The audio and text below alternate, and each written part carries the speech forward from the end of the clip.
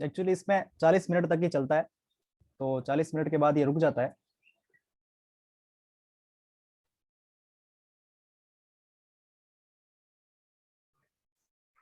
तो हम लोगों ने बात किया कि ऐसे इक्विपमेंट्स जो क्या होता है, स्पेशल इक्विपमेंट्स होते हैं। स्क्रीन दिख रहा है ना सबको, बरकत अली?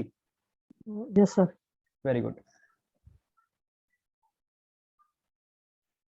सबको मैं एक बार स्क्रीन नहीं दिखे यार। सबको ज्वाइन कर लेता हूँ, दिख जाएगा, स्क्रीन दिख जाएगा।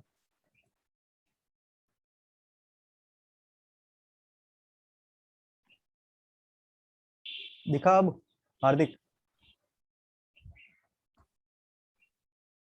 दिख रहा है। कंटिन्यू। स्क्रीन नहीं दिख रहा है। किसको नहीं दिख रहा है?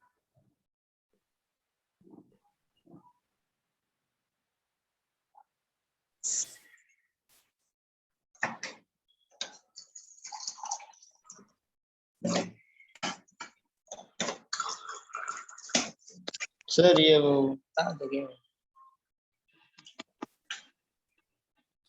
दिख रहा है ना? हाँ सर, यस सर। तो हम लोगों ने पढ़ा कि वो इक्विपमेंट्स जो क्या डेली रिक्वायरमेंट में काम में आते हैं। हमने बोला कि कौन कौन से आर्टिकल्स जो डेली काम में आ रहे हैं उनको हम लोगों ने क्या कर दिया, पहले से ही वहां पे रेडी रख लिया, और एनर्जी को बचाने के लिए, टाइम को बचाने के लिए हम लोगों ने पहले से ही वो सारी चीजें पेशेंट के पास अवेलेबल रख दी। अगली कंडीशन में हमने देख लिया कि एनी अदर स्पेशल इक्विपमेंट्स, कुछ ऐसे इक्विपमेंट्स जो क्या होते हैं, स्पेशल इक्विपमेंट्स होते हैं। पेशेंट, कुछ पेशेंट को ही उसकी रिक्वायरमेंट होती है, सबको उसकी रिक्वायरमेंट नहीं होती है। उस वाली कंडीशन में हम लोगों ने ऑक्सीजन मास्क को रख लिया, सिलेंडर रख लिया, सक्शन मशीन रख लिया, या फिर क्या हो, कभी कभार कुछ ऐसे पेशेंट जिनको कार्डियक मॉनिटर करने की रिक्वायरमेंट हो। कार्डियक मॉनिटर आप लोगों ने देखा होगा, एक टीवी होता है, उस टीवी के अंदर बहुत सारी तार लगी हुई होती है, लीड्स लगी हुई होती है, जिससे हम लोग ईसीजी उसका रेगुलर चेक करते हैं। क्या करते हैं?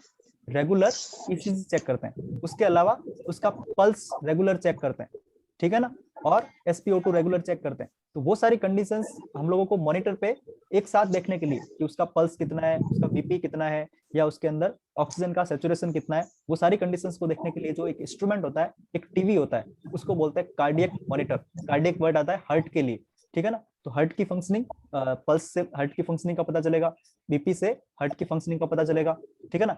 SpO2 यानी कि ऑक्सीजन के सैचुरेशन का पता भी हार्ट की फंक्शनिंग से चलेगा कि एक्चुअल में हार्ट कितना फंक्शन कर रहा है, कितना ब्लड को कंटिन्यू पंप कर पा रहा है, और ऑक्सीजन प्रॉपर सेल टिश्यूज तक पहुंच पा रहा है कि नहीं पहुंच पा रहा है। ये सारी कंडीशंस का पता चलेगा कि हम लोग कार्डियक मॉनिटर के अंदर सारी चीजों को एक साथ देखेंगे। इसके अलावा इमरजेंसी ट्रॉली, तो इमरजेंसी ट्रॉली के अंदर हम लोग इमरजेंसी कंडीशंस का टॉपिक पढ़ेंगे, उसमें आपको बताऊंगा मैं। इमरजेंसी ट्रॉलीज के अंदर कुछ मेडिसिन होती है, कुछ ऐसी मेडिसिन। हाँ मोहित बोलो।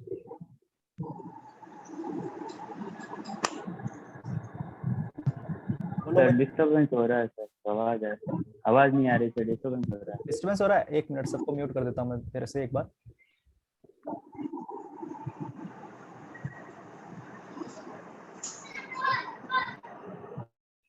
ठीक है, तो हम लोग क्या करेंगे, वो सारी कंडीशंस जब इमरजेंसी कंडीशन हो जाए, इमरजेंसी का मतलब हुआ जैसे कुछ इंजेक्शंस की रिक्वायरमेंट इमरजेंटली हो जाए, ठीक है ना, उस वाली कंडीशन में हमें क्या करना पड़ेगा, इमरजेंसी ट्रॉली को साथ में रखना पड़ेगा। जैसे कभी कभार क्या करना पड़ जाए, तुरंत है जो ड्रेसिंग करना पड़ जाए, है ना, या फिर तुरंत उसको क्या करना पड़ जाए, सक्शन करना पड़ जाए, तो उसके अंदर जो भी इंपॉर्टेंट चीजें होगी वो सारी इमरजेंसी ट्रॉली के अंदर हम लोग रखेंगे।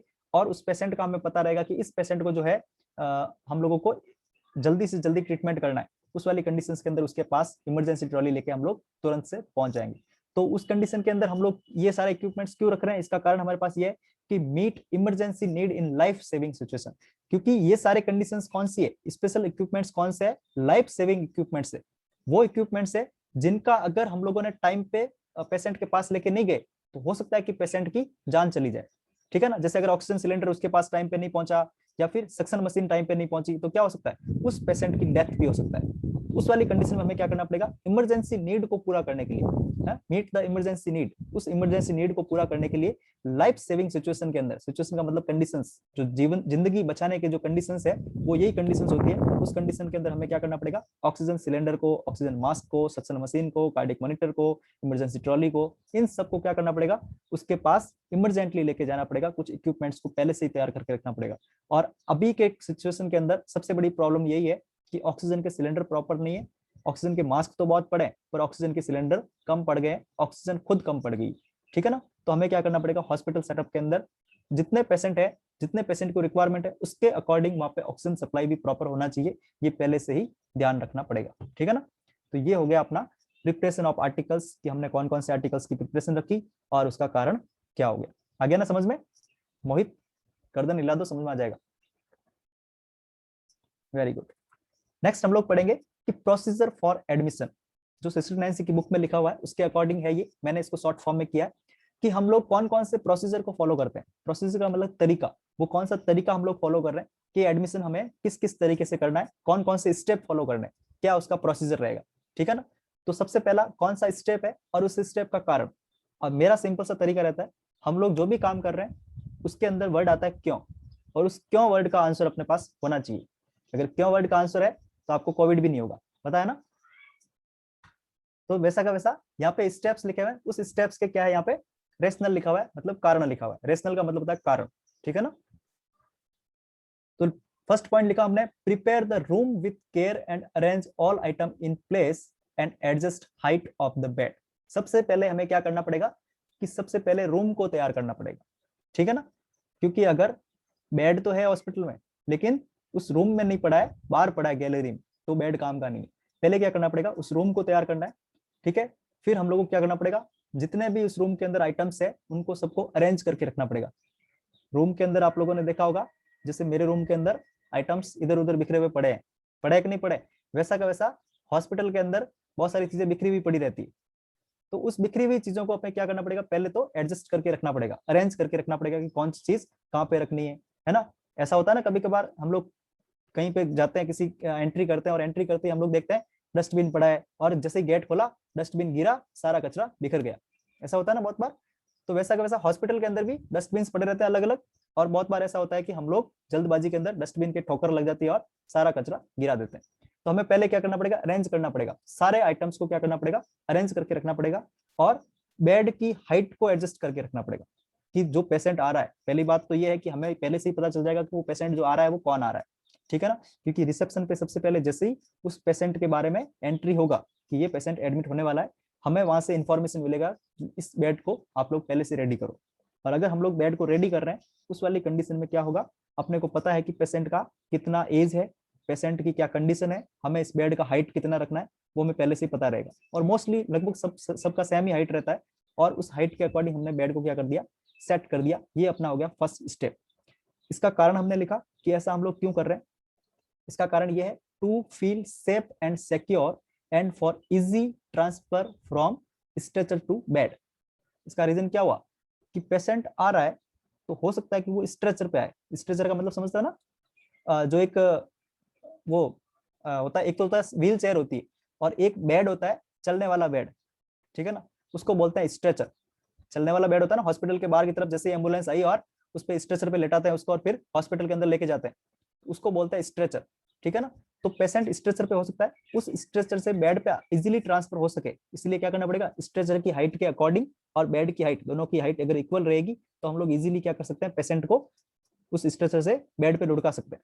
ऐसा होता है ना। या फिर क्या होता है कभी कभार कि बेड की हाइट स्ट्रेचर की हाइट से बहुत ऊपर है, फिर पेशेंट के पैरों को पकड़ना पड़ता है, पेशेंट के हाथों को पकड़ना पड़ता है और फिर उसको लेके ऐसे पटकना पड़ता है, ठीक है ना। तो इसलिए हमें क्या करना पड़ेगा, पहले से स्ट्रेचर की हाइट को और बेड की हाइट को, दोनों की हाइट को अगर पहले से इक्वल कर दिया तो क्या होगा, इजीली पेशेंट को जैसे ही उस स्ट्रेचर को उसके पास रखा, पेशेंट को बोल दिया बुलेट मार लो इधर उधर, ठीक है ना, तो वो इजीली क्या हो गया, उस बेड पे शिफ्ट हो गया।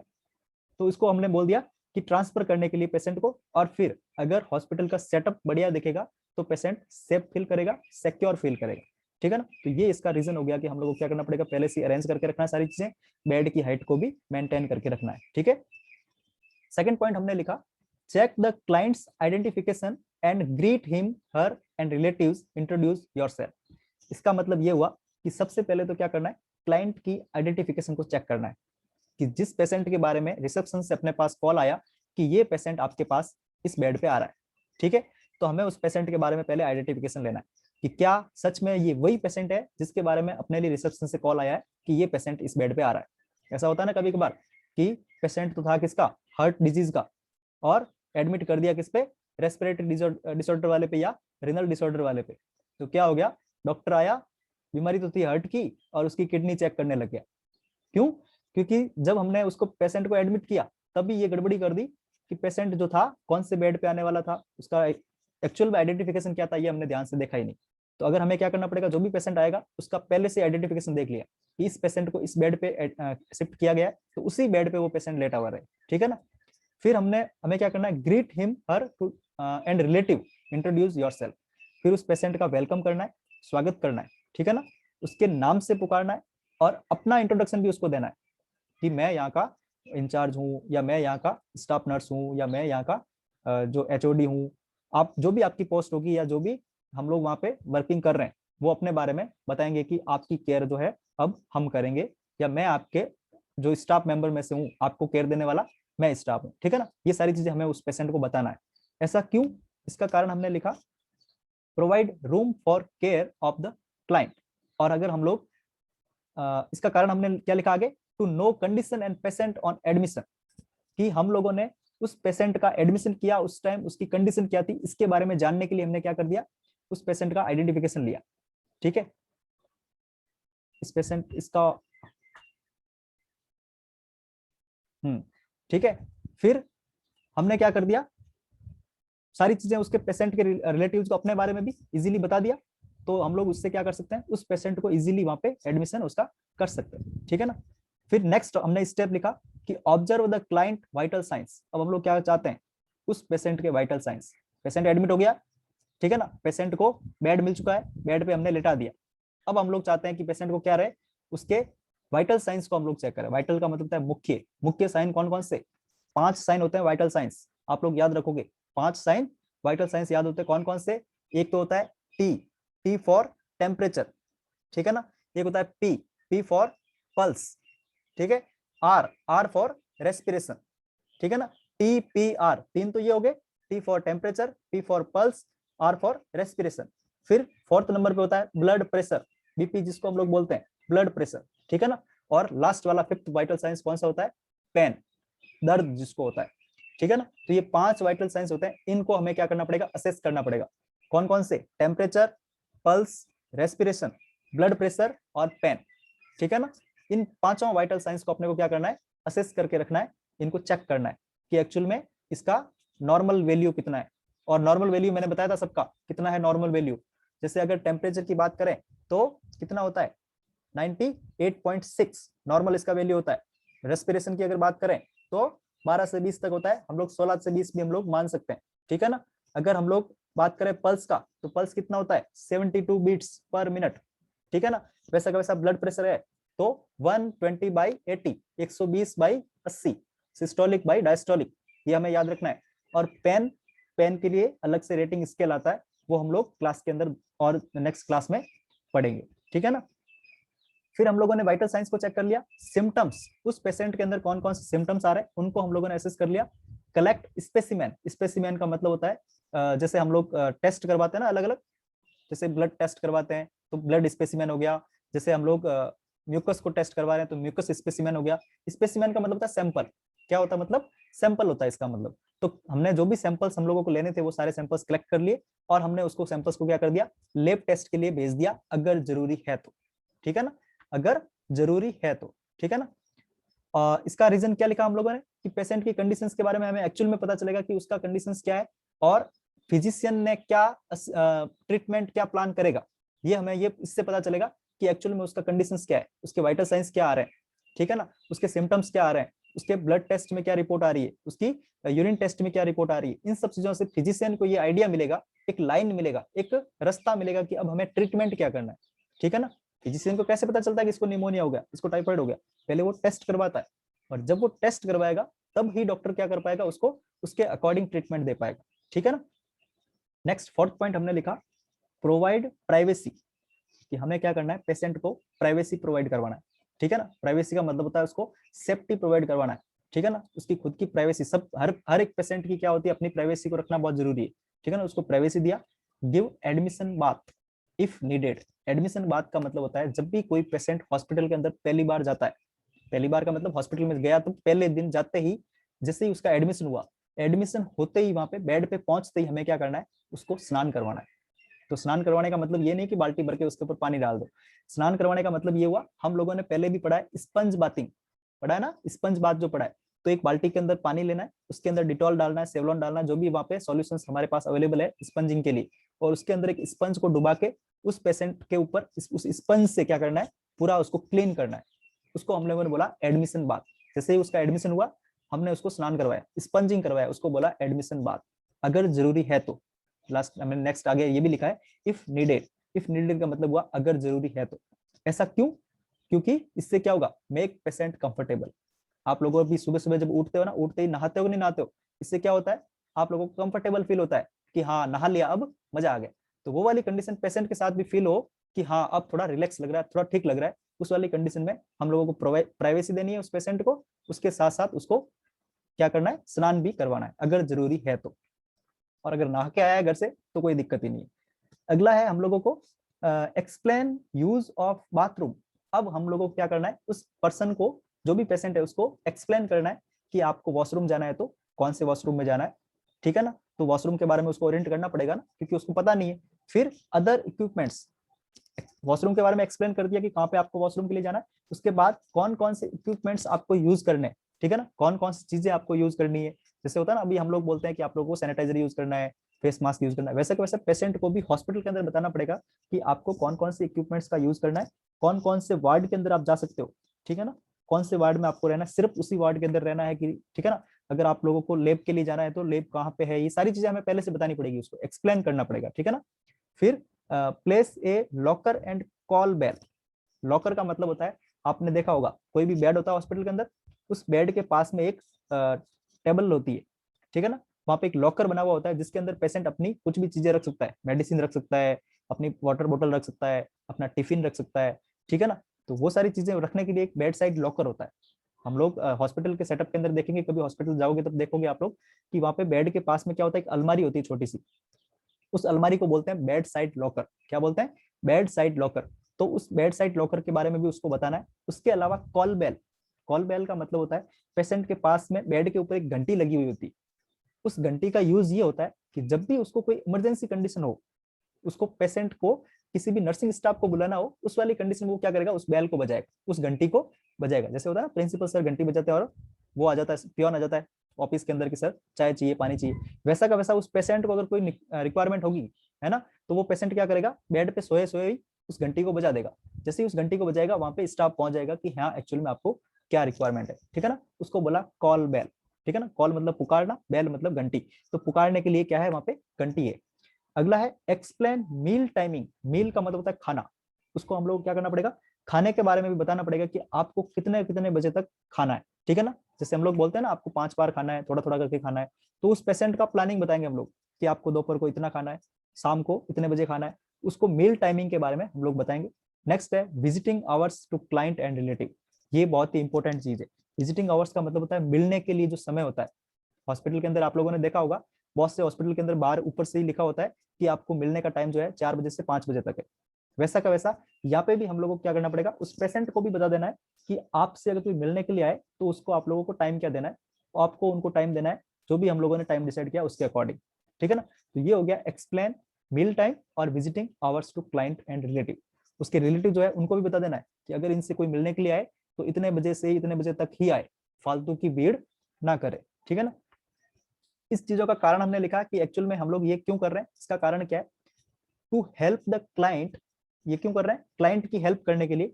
To be at ease and knowing how to use equipments, इसलिए ताकि वो क्या कर सके, क्लाइंट उन इक्विपमेंट्स का यूज कैसे करना है इसके बारे में जान सके। वो ये जान सके कि एक्चुअल में उन चीजों का यूज कैसे करना है, ठीक है ना। फिर उसके अलावा टू प्रिवेंट एक्सीडेंट्स, कोई भी तरह का एक्सीडेंट्स नहीं होगा अगर उन पेशेंट को उन चीजों का यूज करने का पता है। तो एक्सीडेंट, एक्सीडेंट का मतलब हुआ जैसे अगर बेड पे लेटा हुआ है पेशेंट, उसको क्या हो गया, सांस लेने में तकलीफ हो गया, पेशेंट ने स्टाफ को बुलाने की कोशिश किया, आवाज लगाई, पेशेंट स्टाफ नहीं आया, वहां पे कॉल बेल लगा हुआ था पर पेशेंट को अगर उसके बारे में पता ही नहीं था, तो क्या होगा, वो कॉल बेल को नहीं बजाएगा। अगर कॉल बेल को नहीं बजाएगा तो वहां पे कोई स्टाफ नहीं आएगा, और अगर नहीं आएगा तो क्या हो सकता है, पेशेंट उस बेड पे लेटा लेटा या तो उस बेड से गिर सकता है या उस बेड पे ही वो डेथ हो सकता है। उस वाली कंडीशन को बोला एक्सीडेंट। उस एक्सीडेंट से बचाने के लिए हमें क्या करना पड़ेगा, उस पेशेंट को वहां पे जो भी फैसिलिटीज अवेलेबल है वहां पे जो भी इक्विपमेंट्स अवेलेबल है पेशेंट के काम के है, उन इक्विपमेंट्स के बारे में उसको पहले से ही बताना पड़ेगा। ठीक है, तो ये हो गया इसका कारण। फिर नेक्स्ट हमने पढ़ा answer queries of client and relatives. जो भी क्लाइंट के और उस पेशेंट की क्वेरीज है, क्वेरीज का मतलब क्वेश्चंस है, उन क्वेश्चंस को हमें क्या करना पड़ेगा, आंसर करना है। ठीक है ना, आंसर का मतलब होता है जवाब देना है। जो भी पेशेंट पूछेगा या उसके रिलेटिव्स पूछेंगे, उनका हमें क्या करना है, जवाब देना है। और ऐसा क्यों, help to relieve anxiety and fear. क्या करने के लिए, एंजाइटी और फियर को कम करने के लिए हमें क्या करना पड़ेगा, इन सारी चीजों को उसके आंसर को देना है। जो भी उसने क्वेश्चन पूछा उस क्वेश्चन का हमें आंसर देना है। अगला हम लोगों ने लिखा complete necessary record according to hospital policy. ये अपने लिए बहुत इंपॉर्टेंट है। हम लोग चाहते हैं कि पेशेंट का ट्रीटमेंट हम लोग कर रहे हैं, रेगुलरली ट्रीटमेंट कर रहे हैं। उस रेगुलरली ट्रीटमेंट के अंदर कभी कभार क्या हो जाता है, कुंज बिहारी का क्वेश्चन है।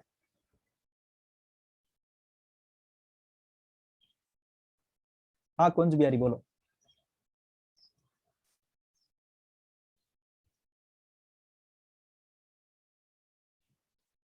कुंज बिहारी कुछ बोल रहे थे।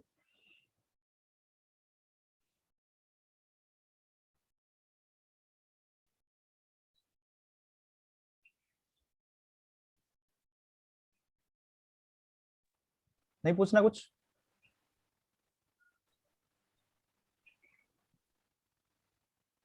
चलो ठीक है।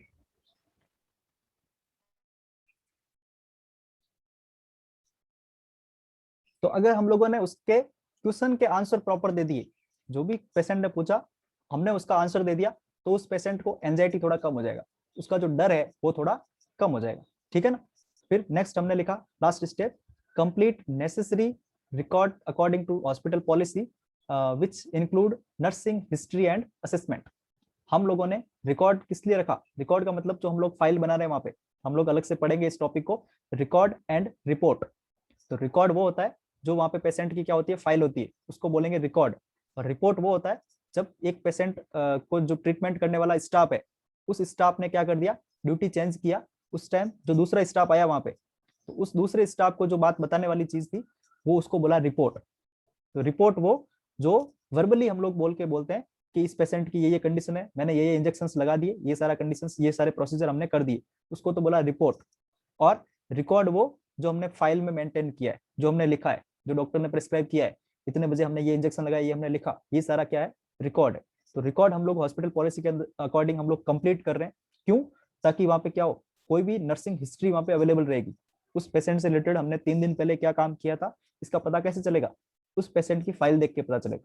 ठीक है ना, कि एक्चुअल में इस फाइल में हमने 3 दिन पहले क्या लिखा था, उससे ये पता चलेगा कि हमने 3 दिन पहले एक्चुअल में किया था।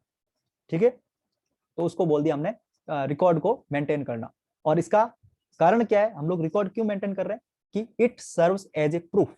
ये अपने पास क्या है, प्रूफ है कि हमने सच में इस पेशेंट के साथ ये काम किया था, ये ट्रीटमेंट इसके साथ किया था, और ये मेडिसिन हमने इतने बजे लगाई, ये मेडिसिन इतने बजे लगाई, और ये स्टाफ इतने बजे से इतने बजे तक इसके साथ इतना इतना सारा काम किया। वो सारी चीजें प्रूफ के रूप में अपने पास कब रहेगी, जब हम लोग रिकॉर्ड को प्रॉपर मेंटेन करेंगे। ठीक है ना, तो अगर रिकॉर्ड प्रॉपर मेंटेन है तो अपने पास क्या एक प्रूफ है कि हमने जो भी काम किया है वो हॉस्पिटल के अंदर हॉस्पिटल पॉलिसी के अकॉर्डिंग किया है।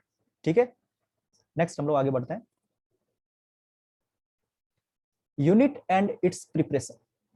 अब हम लोगों ने आर्टिकल्स को तैयार कर लिए थे, प्रोसीजर को पढ़ लिया कि एडमिशन का कैसे प्रोसीजर फॉलो करना है, कैसे एडमिशन करना है। अब हम लोग क्या कर रहे हैं, उस यूनिट को प्रिपेयर कर रहे हैं। यूनिट का मतलब हुआ कि जहां पे पेशेंट को क्या करना है, एडमिट करना है, उस एडमिट करने वाली जगह को हम लोग क्या करना है, प्रिपेयर करना है। तो यूनिट का मैंने पहले ही मतलब बता दिया कि यूनिट क्या है, कि एक ऐसा जगह है, एक ऐसी प्लेस है where the patient is kept during hospital stay. Hospital के अंदर रुका हुआ है, उस दौरान वो कौन सी यूनिट के अंदर रुका हुआ है, कौन सी वार्ड में रुका हुआ है, उस जगह को हमने बोला यूनिट। ठीक है ना।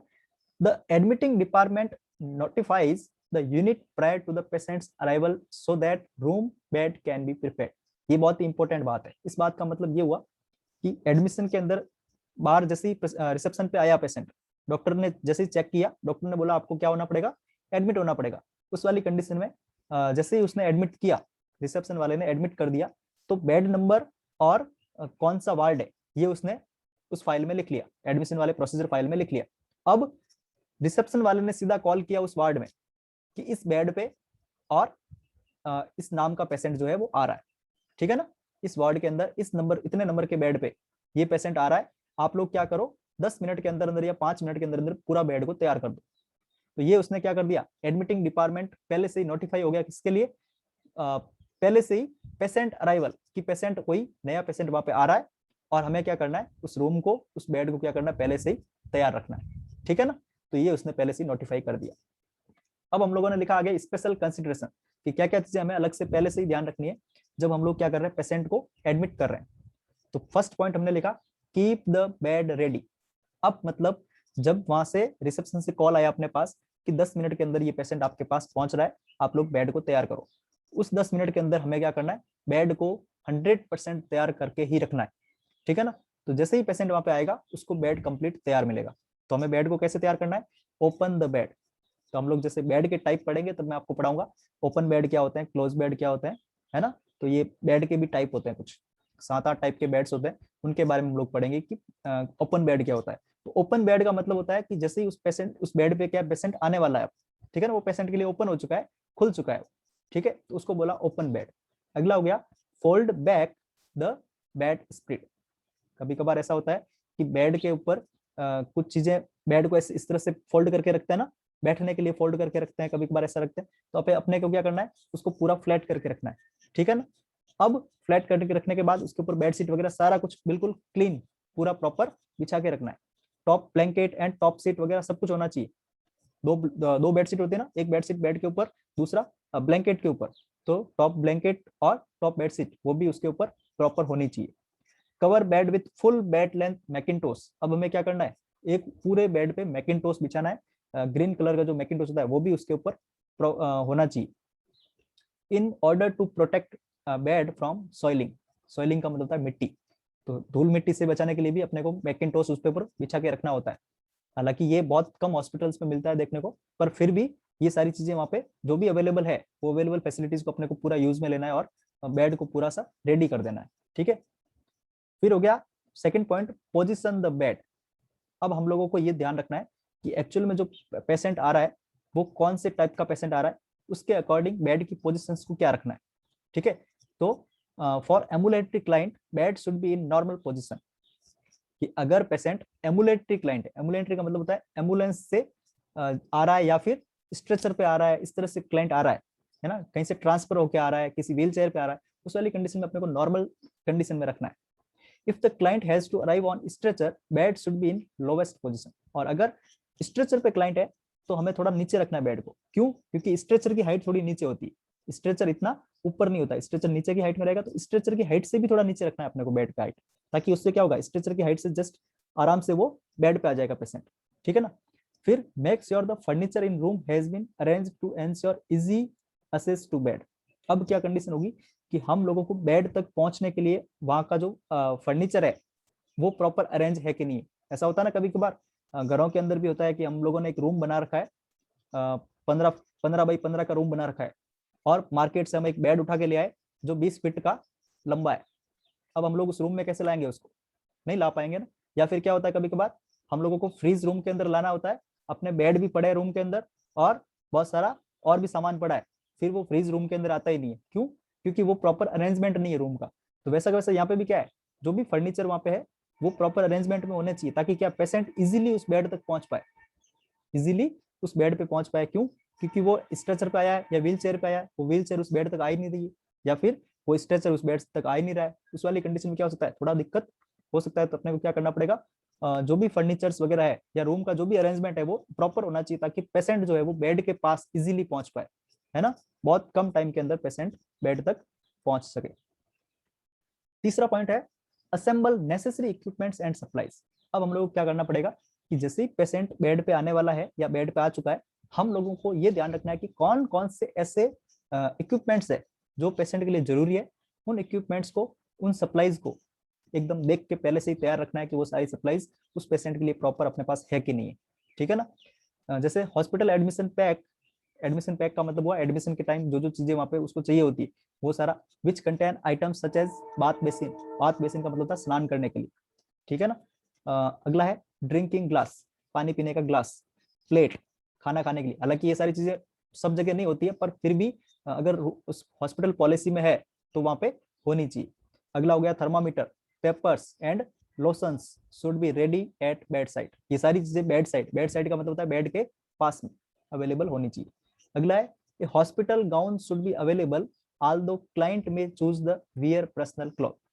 कभी कभार क्या होता है, हम लोग उस पर्सन को खुद को बोल देते हैं कि आप अपने खुद के कपड़े पहन सकते हैं, पर वो कपड़े जो है आपकी कंडीशन के अकॉर्डिंग होने चाहिए, है ना। ढीले कपड़े पहनाते हैं हम लोग, ऐसे पहनाते हैं ना, ताकि वो क्या ज्यादा टाइट ना हो, उसको इजीली इजी उसको हैंडल कर सके, ऐसे कपड़े पहनाते हैं। लेकिन हॉस्पिटल के कपड़े भी होते हैं, तो हॉस्पिटल गाउन भी वहाँ पे अगर अवेलेबल है तो ठीक है, उसको ही फॉलो करवाना है, उसी प्रोसीजर को फॉलो करवाना है कि वो सारे एक जैसे पेशेंट रहे, मतलब एक जैसे कपड़े में रहे, ताकि पता चले कि ये पेशेंट है, ठीक है ना। फिर भी अगर क्लाइंट खुद के कपड़े पहन सकता है तो उन कपड़ों की कैसी क्वालिटी रखनी है वो हम लोग उसको पहले से ही बता देंगे। अगला है असेंबल स्पेशल इक्विपमेंट्स। जो हमने स्पेशल इक्विपमेंट्स के बारे में पढ़ा, वो सारे इक्विपमेंट्स भी क्या होने चाहिए यहाँ पे प्रॉपर अपने पास रहने चाहिए। कौन कौन से इक्विपमेंट्स, जैसे ऑक्सीजन थेरेपी के लिए जो भी इक्विपमेंट्स रिक्वायर्ड है, मास्क हो गया, सिलेंडर हो गया, ठीक है ना, कार्डियक मॉनिटर हो गया, सक्शन इक्विपमेंट, सक्शन मशीन हो गया, है ना। और नर्स को क्या करना है, श्योर करना है कि सारे इक्विपमेंट्स फंक्शनिंग कर रहे हैं प्रॉपर। ऐसा होता है ना कभी कभार कि हम लोगों ने देख तो लिया कि ऑक्सीजन सिलेंडर अपने पास पड़ा है, ठीक है, लेकिन हमें ये नहीं पता कि ये खाली है या भरा हुआ है। तो अगर वो पेशेंट को जैसे ही रिक्वायरमेंट होगा और पता चलेगा कि ये तो खाली है, फिर क्या काम का, तो हमें पहले से ये ध्यान रखना है कि वो प्रॉपर फंक्शनिंग कर रहा है कि नहीं कर रहा है। जैसे होता है ना, कार्डियक मॉनिटर अगर पड़ा तो है, पर क्या हो जाए वो काम ही नहीं करे, तो फिर वो पड़ा किस काम का, ठीक है ना। सक्शन मशीन पड़ी तो है पर वो काम नहीं कर रही तो किस काम की। तो हमें पहले से ये ध्यान रखना है कि जो जो चीजें अपने पास अवेलेबल है, स्पेशल इक्विपमेंट्स जो जो अवेलेबल है, वो सारी फंक्शनिंग कर रहे हैं कि नहीं कर रहे, काम कर रहे हैं कि नहीं कर रहे हैं, सही पूरा रेडी है कि नहीं है। और जैसे ही पेशेंट को रिक्वायरमेंट होगी, उस रिक्वायरमेंट के अकॉर्डिंग ये काम कर पाएंगे कि नहीं कर पाएंगे, ये पहले से ही अपने को ध्यान रखना पड़ेगा, अपने को ये श्योर होना पड़ेगा, ठीक है ना। तो ये कंडीशन होगी असेंबल स्पेशल इक्विपमेंट्स और सप्लाईज। अब हम लोग पढ़ेंगे roles and responsibility of nurse, कि नर्स का क्या रोल है और उसकी क्या क्या रेस्पॉन्सिबिलिटी है। तो नर्स को क्या करना है, जितना एफर्ट लगा सकता है उतना एफर्ट लगाना है। एफर्ट का मतलब होता है जितना काम कर सकता है नर्स उतना काम करना है, ठीक है ना। और फ्रेंडली होके काम करना है, कॉर्टियस मतलब क्या बोलते हैं, दयालु होके काम करना है ना, और विनम्र होके काम करना है। ऐसा हम लोगों को पेशेंट के साथ बिहेवियर रखना है, ठीक है ना। Make proper observation patients condition, और पेशेंट की क्या कंडीशन है उसका प्रॉपर ऑब्जर्वेशन करना है कि एक्चुअल में पेशेंट की नीड कितनी है और हम लोग कितना केयर दे रहे हैं, ठीक है ना। Orient patient and relative to hospital policies, कि हॉस्पिटल की क्या पॉलिसी है उसके बारे में पेशेंट को और उनके रिलेटिव्स को क्या करना है, बताना है, ठीक है। फिर लिखा हम लोगों ने observe policies in dealing with medico legal cases. Medico legal cases वो केसेस होते हैं जिसके अंदर कोई भी तरह का पेशेंट के साथ केस हो रखा है। जैसे होता है ना कभी कभार किसी ने किसी का मर्डर कर दिया, उस वाली कंडीशन में क्या होता है, उस मर्डर वाली कंडीशन के अंदर वो ऑलरेडी पुलिस केस हो चुका है उसके ऊपर, उस पुलिस केस वाली कंडीशन में वो पुलिस वालों के साथ आएगा, उस वाली कंडीशन को बोला मेडिको लीगल केसेस, ठीक है ना। उसके लिए अपने को, मैंने पहले ही बताया था कि 15 साल तक अपने को क्या करना रखना पड़ता है, फाइल को स्टोर करके रखना पड़ता है मेडिको लीगल केसेस के लिए, ठीक है। तो हमें ऑब्जर्वेशन के अंदर रखना है, जो भी पॉलिसीज है उस पॉलिसीज के बारे में उसको बताना भी है, और मेडिको लीगल केसेस की पूरी फाइल को संभाल के भी रखना है। अगला हो गया deal with patient very carefully. जो भी पेशेंट है उस पेशेंट के साथ केयरफुली अपने को डील करना है। Who are suffering from communicable disease, कौन से पेशेंट के साथ, जो कम्युनिकेबल डिजीज के साथ हॉस्पिटल के अंदर आए। इसका मतलब हो सकता है कि उस पेशेंट से अपने को डिजीज हो सकती है, उस पेशेंट से किसी और पेशेंट को डिजीज हो सकती है, उस पेशेंट से हॉस्पिटल में काम करने वाले दूसरे लोगों को डिजीज हो सकती है। तो उन कम्युनिकेबल डिजीज वाले लोगों के साथ अपने को केयरफुली डील करना है। डील करने का मतलब केयरफुली, थोड़ा ध्यान से काम करना है, ठीक है ना। और आइसोलेट हम लोग कर सकते हैं उनको। आइसोलेट मतलब उनसे डिजीज किसी और में ना फैले। डिजीज हो चुकी वाले पर्सन को हम लोग अगर ऐसे रूम में रखें ताकि उनसे डिजीज किसी और में ना फैले, उस वाली कंडीशन को बोलते हैं आइसोलेट। और अगर बीमारी हुई है कि नहीं हुई है, या उसका इंक्यूबेशन पीरियड तक अगर अपने आप को अलग रखना, उसको बोलते हैं क्वारंटाइन, ठीक है ना। तो क्वारंटाइन और आइसोलेट का मतलब भी समझ में आ गया होगा। आइसोलेट का मतलब डिजीज हो चुकी है, अब हम लोग ये चाहते हैं कि वो डिजीज उस पर्सन से किसी और पर्सन में ना फैले, उसको तो बोला आइसोलेट। और डिजीज हुई है कि नहीं हुई है, उसके इंक्यूबेशन पीरियड तक अपने आप को अलग रखना, उसको बोलते हैं क्वारंटाइन, ठीक है। अगला हमने लिखा nurse should recognise the various need of the patient and meet them without delay, कि नर्स को क्या करना है, पेशेंट की क्या क्या नीड है उस नीड को पहले तो रिकॉग्नाइज करना है, पता लगाना है, फाइंड आउट करना है कि उसकी नीड क्या है, ठीक है। और उस नीड को पूरा करना है, कोई भी तरह का डिले नहीं करना है। डिले मतलब देरी नहीं करना, बिना देरी किए उसकी पेशेंट की नीड को क्या करना है, अपने को फुलफिल करना है। ये काम किसका है, नर्स का है, ये नर्स की रेस्पॉन्सिबिलिटी। ठीक है, नेक्स्ट हमने लिखा nurse should find out likes and dislike of patient, include patient his plan of care. Simple सी चीज, हमें ये समझना पड़ेगा कि पेशेंट का क्या पसंद है, क्या नापसंद है, पेशेंट किन चीजों को फॉलो कर सकता है, किन चीजों को फॉलो नहीं कर सकता। जैसे होता है ना, कभी कभार कोई ये बोलता है कि मुझे इंजेक्शन नहीं लगाना, सिर्फ टेबलेट दे दो, है ना, या फिर मुझे पीने वाली दवाई दे दो, टेबलेट मत दो, ऐसा होता है ना। तो वो सेम चीज हम लोग, जैसे अगर पेशेंट ने पीने वाली दवाई के लिए एग्री किया है तो हम लोग पीने वाली दवाई दे सकते हैं उसको। अगर दे सकते हैं तो हमें उन चीजों को फॉलो करना है। पेशेंट की क्या क्या पसंद है और क्या क्या नापसंद है, उनको भी हमें समझना पड़ेगा और उसके अकॉर्डिंग हम लोग केयर कर सकते हैं उसका। अगला लिखा nurse should address the patient bye there नाम एंड प्रॉपर टाइटल। हम लोगों को क्या करना है, कभी भी चिंटू मिंटू पप्पू नहीं बोलना है उनको, है ना। हम लोगों को क्या करना है, उस पेशेंट का एक्चुअल नाम बोलना है। क्या करना है, एक्चुअल नाम बोलना है और प्रॉपर टाइटल के साथ बोलना है। ठीक है ना। नेक्स्ट हमने लिखा patients valuable and cloth should be handed over the relative with proper recording. मतलब जो भी पेशेंट के वैल्यूएबल्स है, वैल्यूएबल्स का मतलब ज्वेलरीज हो गया, इंपॉर्टेंट चीजें हो गई, है ना, उनके कपड़े हो गए, क्योंकि अगर हॉस्पिटल के कपड़े हमने पहनाए हैं तो उनके कपड़े वहां पे रखे हुए होंगे। उन कपड़ों को क्या करना है, हमने को रिलेटिव्स को हैंड ओवर करना है और उसका प्रॉपर रिकॉर्डिंग करना है। रिकॉर्डिंग का मतलब लिखना है कि हमने एक्चुअल में इसकी जो ज्वेलरी थी वो किस इसके साथ वाले को दी, है ना। और अपने पास उसका विटनेस भी होना चाहिए, सबूत भी होना चाहिए, अदरवाइज अपने ऊपर आ सकता है कि एक्चुअल में आपने ये चीज किसको दी थी। ठीक है, तो आ गया ये समझ में सारा, मोहित आ गया ना। तो ये था आज का अपना यहाँ तक का सेशन। ठीक है, फंडामेंटल ऑफ नर्सिंग के अंदर हम लोगों ने एडमिशन को खत्म किया है। इसके नोट्स मैं आप लोगों को प्रोवाइड करवा दूंगा। जैसे ही आप लोगों को इसके नोट्स मिलेंगे, आप लोग अपने नोटबुक के अंदर इन सारे नोट्स को क्या करोगे, लिख लोगे। ठीक है ना, आ गया ना सबको समझ में, बोल के बता सकते हो आप लोग। हाँ सर, आ गया। Yes sir. वापस समझो सर, पीछे वाला अभी। कौन सा वाला, यस सर। अभी जो पीछे पड़ा है जस्ट। ये वाला ही, ये वाला ही तेलाराम। देखो इसके अंदर हमने 3 चीजें लिखी है। पहले तो क्या करना है, पेशेंट का लाइक्स क्या क्या है, डिसलाइक्स क्या क्या है, उनको क्या करना पड़ेगा, अपने को आइडेंटिफाई करना है, उसके अकॉर्डिंग अपने को केयर देना है। ठीक है ना। जैसे पेशेंट ने बोला कि मुझे टेबलेट फॉर्म के अंदर मेडिसिन चाहिए, इंजेक्शन नहीं लगवाना है, तो हो सकता है कि अगर वो इंजेक्शन नहीं लगवाने से काम चल जाए और टेबलेट से काम चल जाए तो हमें टेबलेट्स देके उसको ट्रीटमेंट करना है। कभी कभार ये बोल दे कोई कि मुझे जो है खुद के कपड़ों में ही रहना पसंद है, मुझे हॉस्पिटल के कपड़ों में नहीं रहना है, तो वो खुद के कपड़ों को भी अलाउ करना है। मतलब पेशेंट का जो लाइक्स है या डिसलाइक्स है उसको थोड़ा थोड़ा ध्यान में रख के अपने को क्या करना है, उसका केयर देना है। अगला पॉइंट लिखा address the patient bye their name. मतलब हम लोगों को पेशेंट का नाम लेके पुकारना है, प्रॉपर टाइटल के साथ पुकारना है ना। जैसे मिस्टर लेके पुकारना, नाम लेके पुकारना है, मिस नाम लेके पुकारना है, ऐसा करके पुकारना है। उसका जो निक नेम है वो अपने को यूज में नहीं लेना है। ठीक है ना, और बेड नहीं लेना है। अगला कंडीशन है patients valuables and clothes should be handed over the relatives. मतलब क्या हुआ कि पेशेंट की क्या क्या इंपॉर्टेंट चीजें हैं जो हमने पेशेंट से ली है।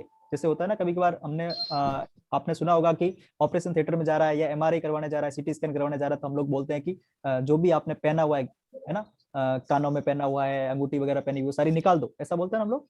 तो वो अंगूटीज वगैरह निकाल के या रिंग्स वगैरह जो भी हम लोगों ने निकाला, उसका निकालने के बाद उसको उसके रिलेटिव्स को हैंड ओवर करना है और उसके बारे में लिखना भी है कि आपको हमने ये आइटम्स सारे दे दिए वापस। इससे क्या होगा, अपने पास रिकॉर्डिंग रहेगा, अपनी खुद की सेफ्टी रहेगा।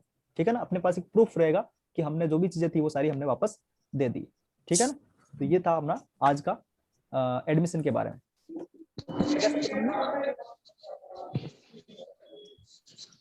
फर्स्ट डे था ऑनलाइन क्लासेस का, तो हो सकता है कि आप लोगों में से किसी एक दो को प्रॉब्लम रहा होगा। आज तो नहीं रही, हाँ, आज तो कोई प्रॉब्लम नहीं। कोई प्रॉब्लम नहीं थी ना, आगे भी कोई प्रॉब्लम नहीं नहीं सर। सेम टू सेम ऐसा ही अपना प्रोसेस चलता रहेगा। और जैसे ही कभी भी क्लास खत्म होता है, बीच में रुक जाता है, आप लोगों को क्या करना है, बैक जाना है, दोबारा से वापस आना है। ठीक है ना, 40-40 मिनट अपने पास बहुत होते हैं, 40-40 मिनट अपन लोग क्लास को खत्म करते जाएंगे। आज का क्लास इतना ही था।